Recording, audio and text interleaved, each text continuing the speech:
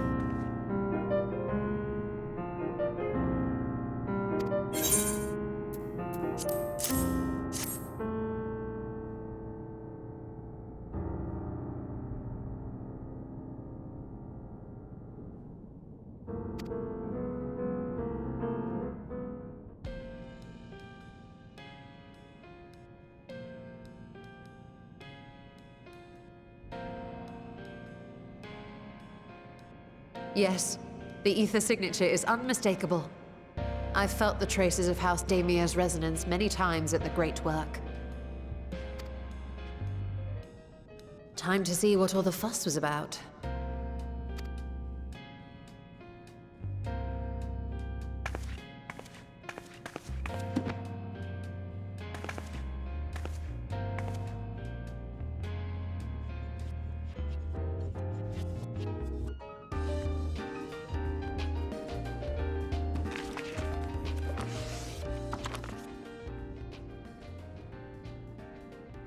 Among the ranks of the Voidsent, there exist entities with the power to call forth their brethren from beyond. The species known as Atomos, however, is uniquely prodigious in this regard.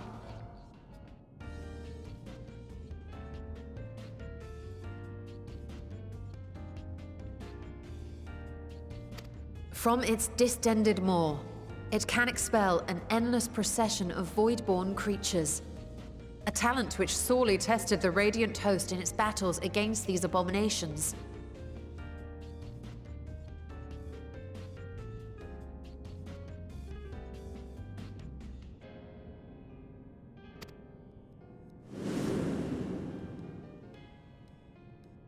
Surmising that the entity itself was acting as a void gate, we endeavored to capture a small specimen and subsequently examine its physiological structure.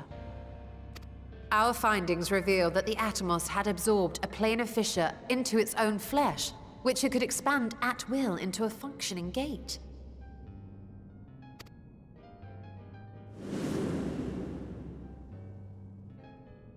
Upon further analysis, we identified an ethereal wave pattern emitted during this process. A pattern we were able to emulate by passing crystal-stored ether through a specially designed prism.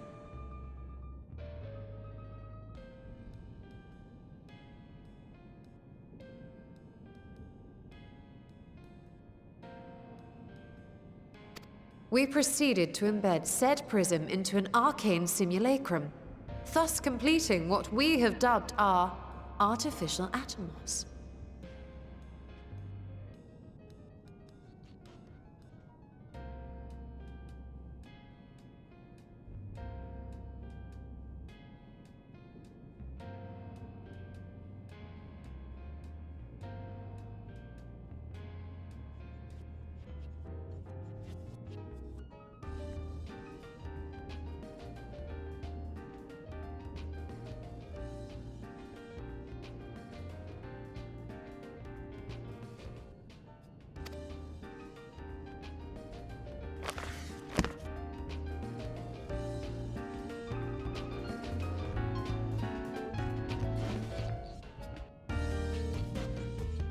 How could I have been so blind to the possibilities?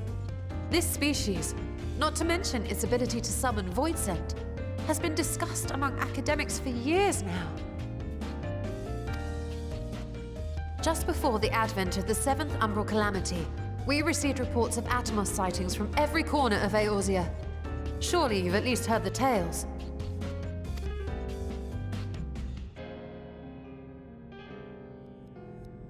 And still, House Daemir went and built a mock Atomos of their very own. I'm not surprised the Archons consigned their work to a restricted archive. It was no easy task, but at last we've unearthed the volume we've been searching for.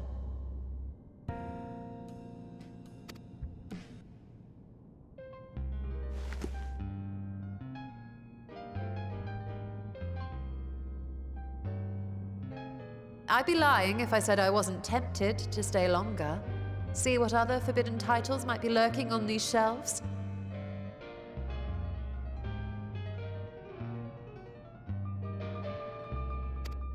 Ah, but that would be abusing the very special privilege we've been granted now, wouldn't it? Better not.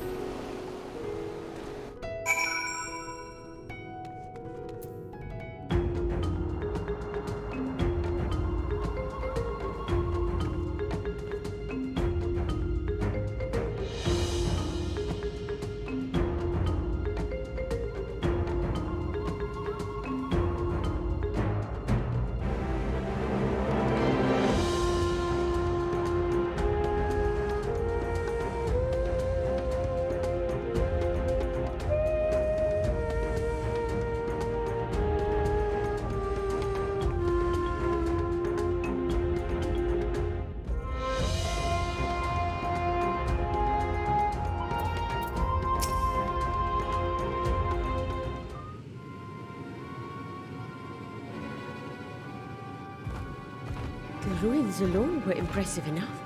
But I never dreamed such a treasure lay hidden in the depths of the bounty. It may have been helpful to know this device existed, Your Excellency.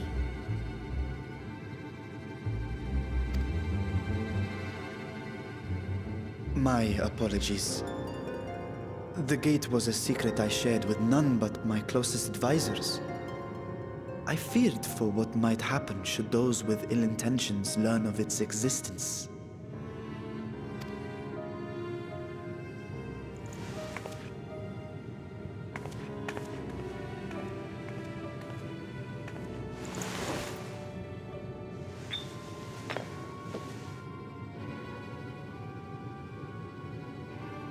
What is it you're doing now?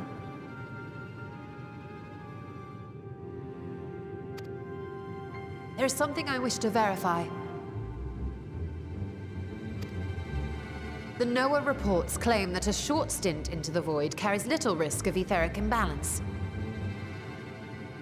Should one suffer an injury, however, or if one's expedition drags on longer than intended, that risk becomes significantly greater. Graha theorized that a warding scale would confer protection from the void's corrupting influence. But I would prefer to test that hypothesis before we set foot in the 13th ourselves. So, this is an experiment of sorts. Yes, an experiment. Tell me, how would you go about testing the efficacy of the warding scale?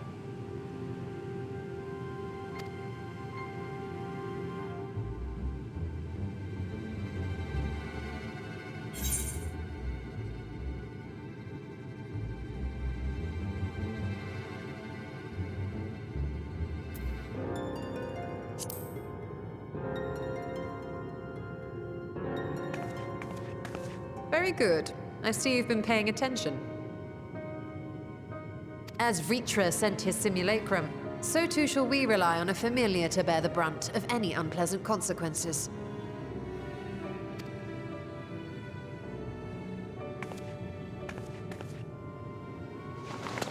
Now, a lowly imp can navigate a fissure, no matter how narrow.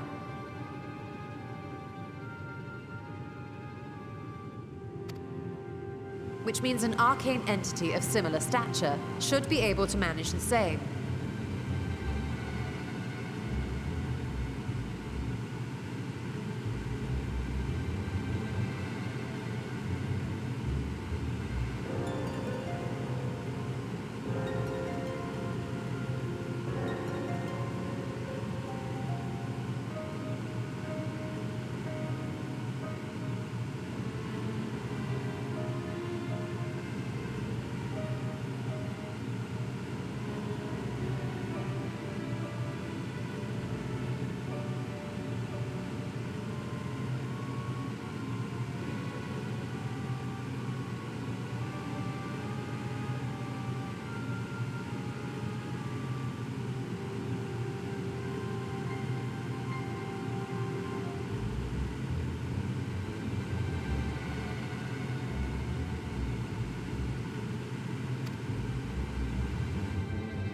I hadn't wanted it to come to this, but no other familiars will do, I'm afraid.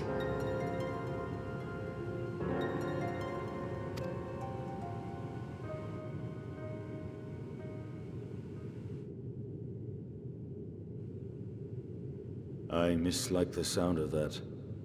What manner of fiend does she mean to summon?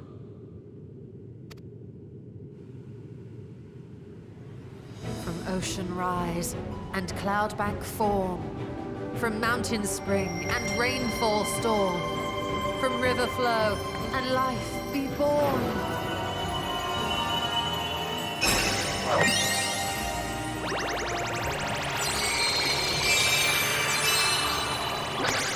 Water, water, froth and foam!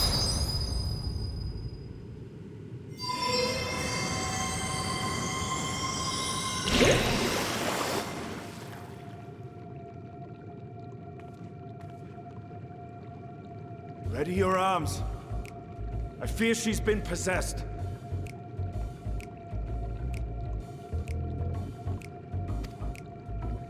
Oh, come now. That was adorable.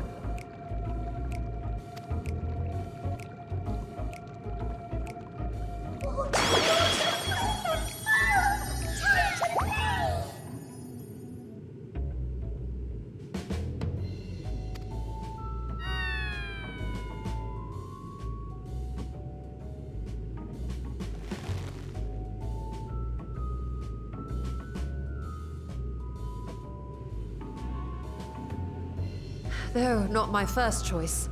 These familiars I conceived of as a child have the best chance of fitting through the gate. I only wish my younger self had considered a more dignified ending to the creation ritual.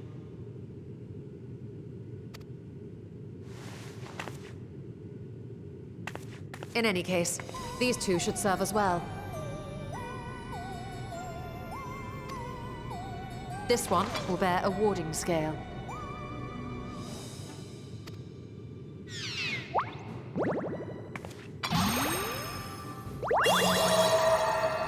And when they return from the 13th, we can observe how the talisman, or absence thereof, has affected the progress of the Void's corruption.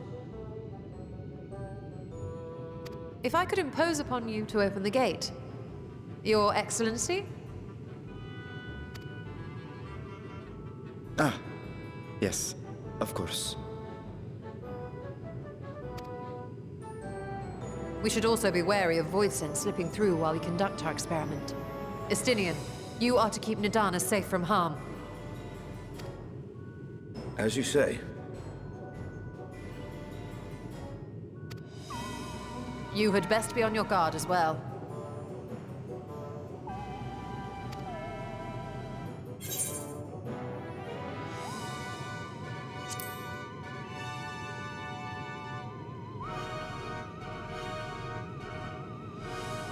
Oh, are you volunteering to join the Nixies? I could shrink you down, you know.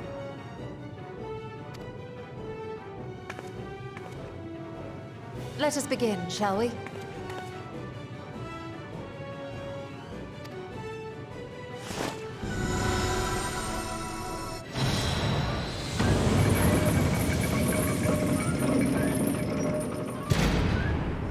Nixies, into the void.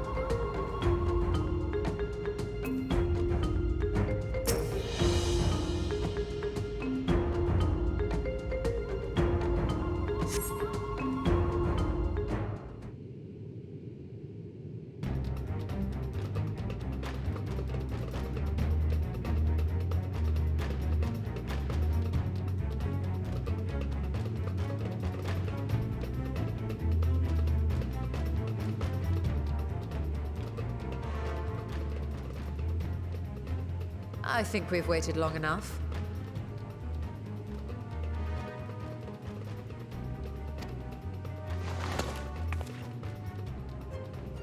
Nixies, return to my side.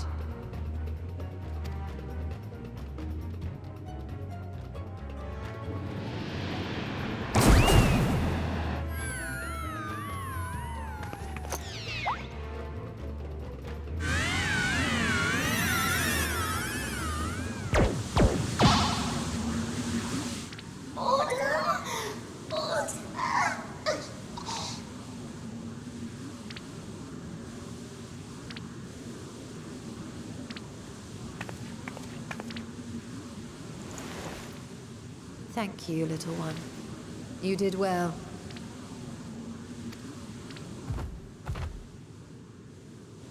Oh, the poor thing.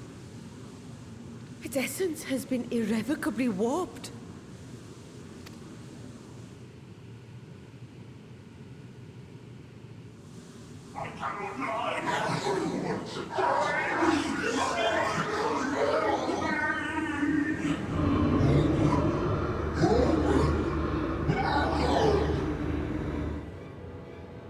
of time!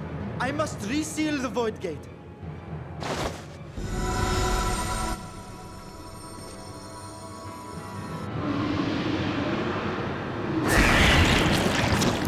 They're coming through!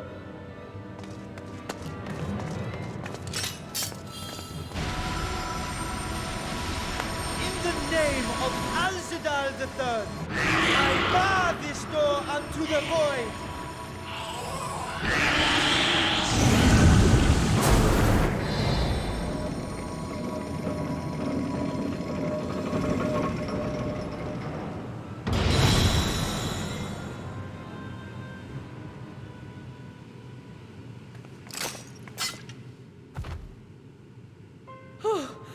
Well, that was a sharp lesson in the dangers of void gates.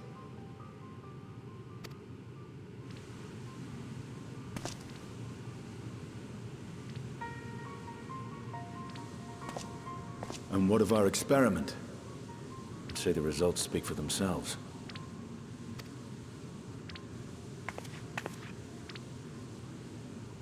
The unprotected Nixie has suffered extensive etheric corruption. As Nidana observed, it's well on its way to becoming a void scent. The one merged with the talisman, however, appears unaffected. I sense no changes to its equilibrium.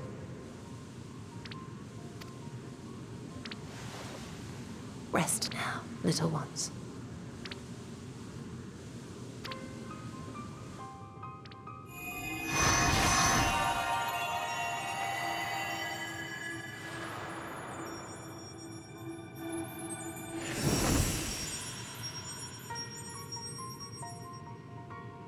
Graha's theory was correct, then. So it would seem. But while our second familiar was untouched by void energies, the talisman itself shows signs of degradation.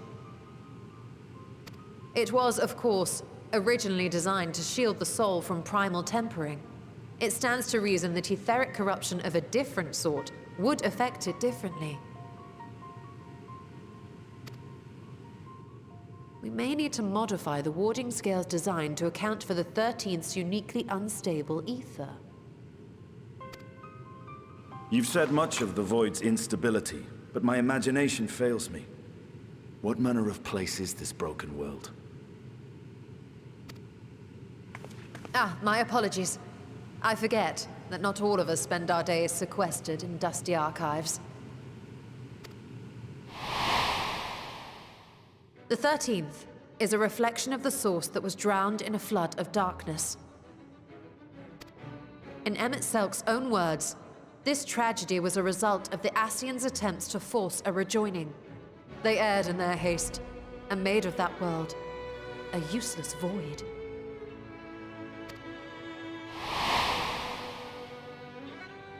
You remember Una Kalhai, the unusual child we met during our troubles with the Warring Triad.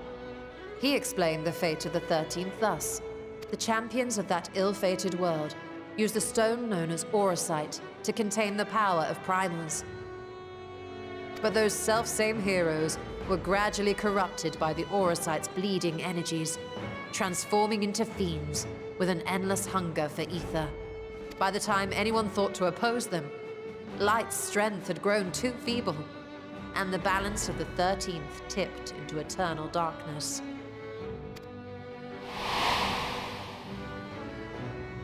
It was Elidibus, as I recall, who rescued Unakalhai's spirit from his final battlefield. But I wonder if there were others whom the emissary saved from oblivion.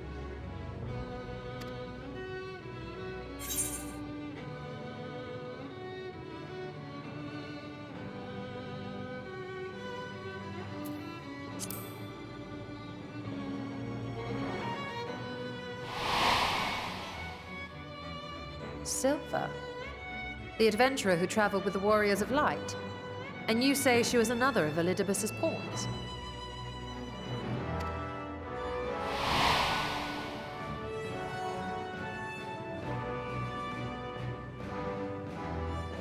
I see. So Cielo, or rather Silva, was beguiled by the same dreams of heroism as Unakalhai.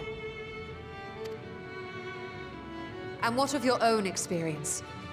Will you tell us of what you observed during Noah's expedition?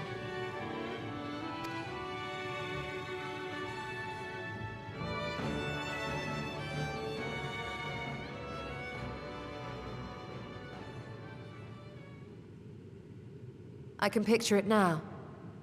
The sunless, Stygian expanse, infested with legions of ether-starved monstrosities. A void in every sense of the word. What you have described in such lurid detail is exactly why I hesitate to encourage you.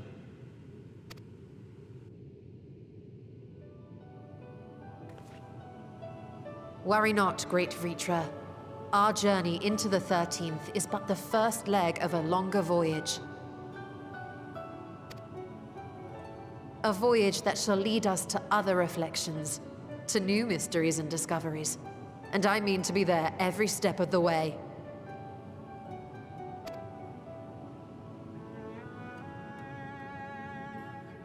But first, I must focus on refining the warding talisman. Then I can begin work on constructing an artificial Atomos.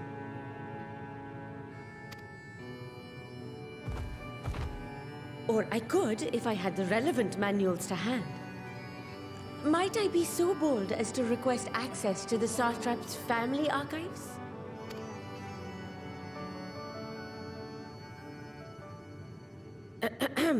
Your Excellency?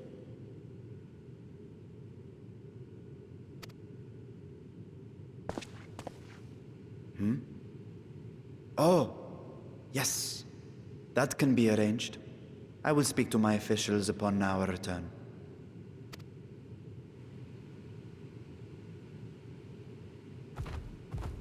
We will see you back in the city then.